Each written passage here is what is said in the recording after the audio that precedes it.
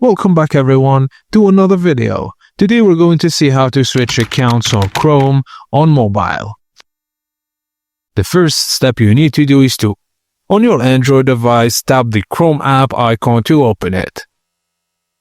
Tap the three vertical dots in the top right corner of the screen.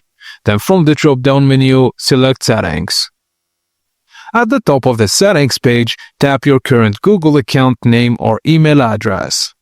If the account you want isn't added yet, tap Add Account and follow the on-screen steps to sign in with your other Google account.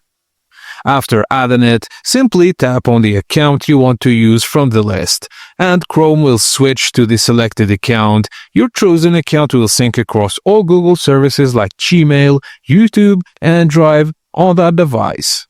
And that's it. Thank you for watching, and please don't forget to like and subscribe for more.